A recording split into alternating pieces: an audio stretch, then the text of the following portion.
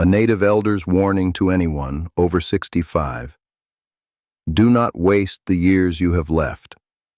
I am going to say something tonight that will make some of you uncomfortable, and I am not going to apologize for it. Because the old people did not apologize for the truth. They only apologized for waiting too long to say it. Here it is. You are running out of time. And most of you are spending what little you have left the same way you spent the years when you thought you had forever. I have watched people my age do this. I have done it myself. We sit in a chair by a window, and we let whole afternoons fall through our hands like water, telling ourselves there will be another one, and there is another one and another, until the morning there is not. The old people had a saying for this. They said a man does not drown in the river all at once. He drowns one comfortable day at a time in water that never rises above his knees. Tonight I want to talk to you about the years you have left. Not how many. None of us knows that. But how to hold them. Because there is a way the old ones held their last years that made those years the fullest of their whole lives. And there is a way most people hold them that makes them the emptiest. The difference is not health. It is not money. It is not even how much time remains. It is something quieter, and I am going to give it to you plainly. Stay with me, because near the end, I am going to tell you the one thing my grandmother said on her last clear evening, and I have never forgotten it. Let me start with a man I will call Earl. Earl was 71 when his wife passed. They had been married 44 years.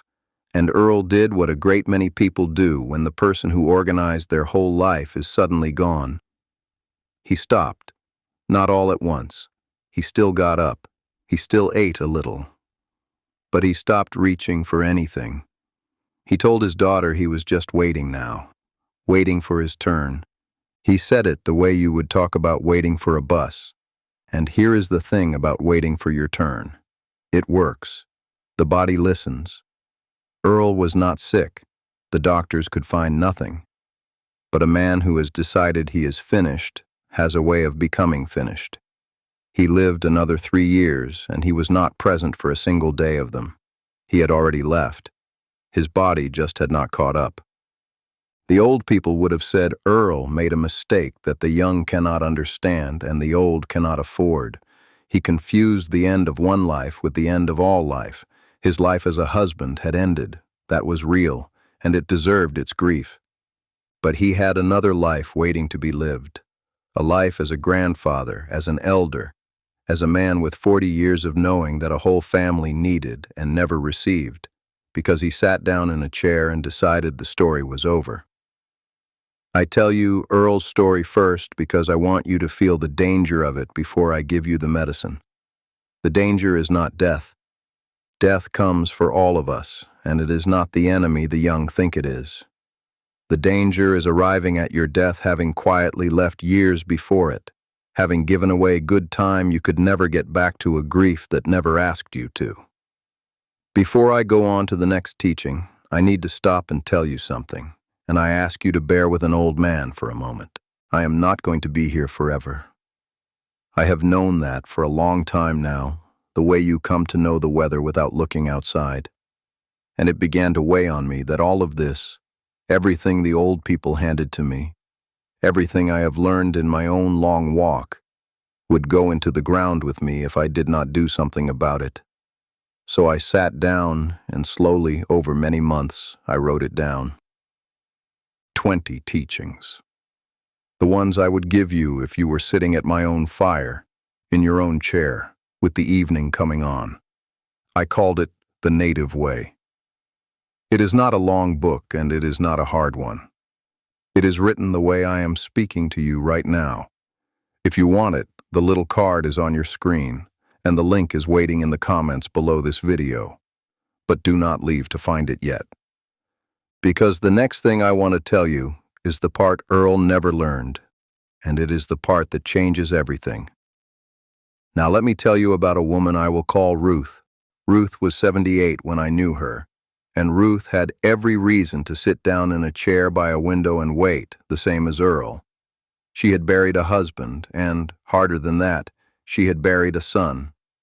Her hands were bent. She could not do most of what she had done all her life. By every measure the world uses, Ruth's best years were long behind her, and Ruth was the most alive person in that whole valley. I asked her once how she did it, how a woman who had lost that much could sit on her porch in the evening and laugh like a girl, and she told me something I have carried for the rest of my life. She said, "I decided I was not going to spend my last years mourning my first ones. That was it. That was the whole secret, and it is so simple that most people walk right past it." Ruth did not pretend her losses had not happened. She was not a foolish woman, but she refused to let the years she had left become nothing but a memorial to the years that were gone. She said the dead do not want a monument. They want you to keep living, because you are carrying a little of them with you, and when you stop, they stop too. So Ruth kept living. She taught the young women in the community how to quilt, and she was sharp with them, and they loved her for it. She learned the names of every child born in those years, and there were many. She planted a garden she was not certain she would be alive to harvest, and she said that was exactly why she planted it. A person who only plants what they will live to eat, she told me, has already started dying. Do you hear the difference between Earl and Ruth? It was not their circumstances. Ruth had lost more than Earl had. It was that Earl looked at his remaining years and saw a waiting room, and Ruth looked at hers and saw a field still worth planting. The old people taught that a life has seasons, and that the last season is not winter, the way everyone fears.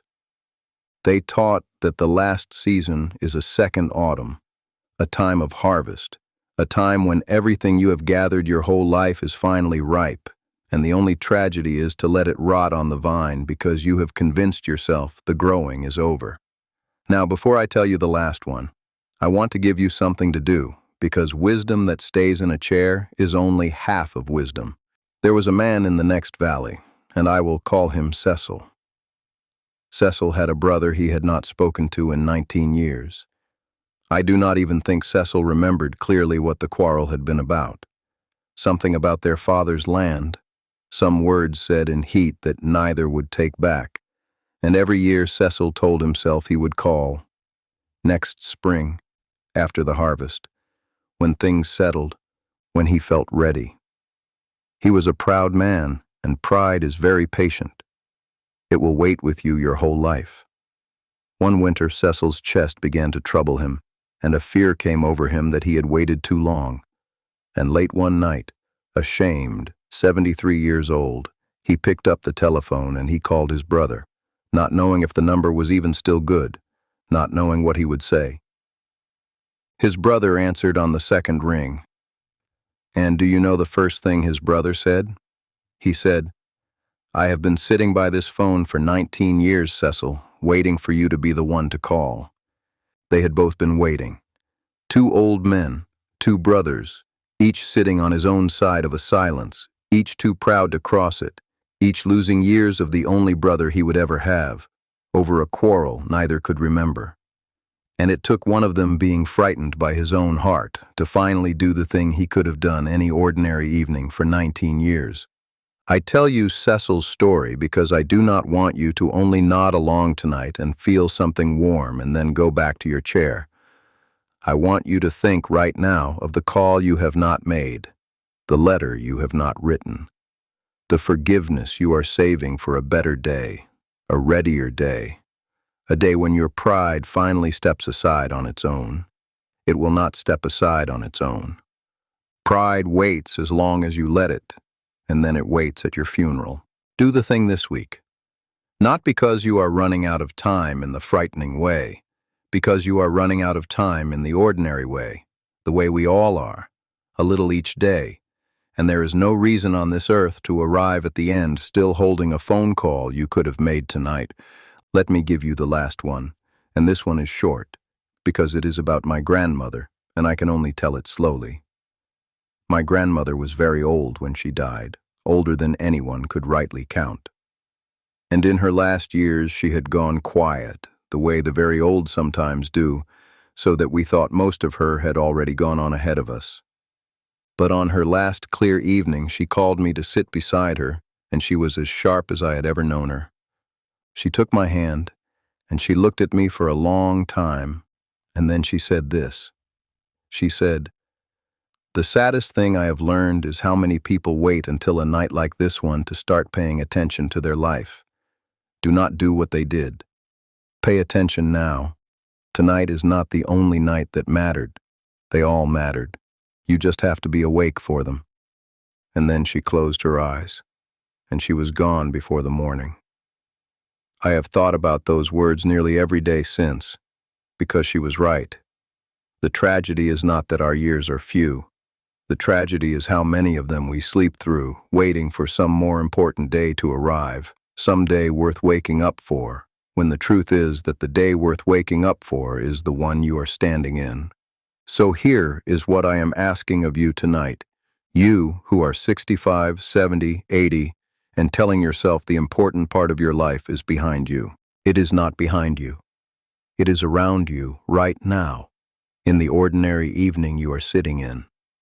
The grandchild who does not yet know your stories. The old friend you have not called because you assume there is time. The garden, the letter, the reconciliation, the one small thing you keep meaning to do when a better day comes. There is no better day coming.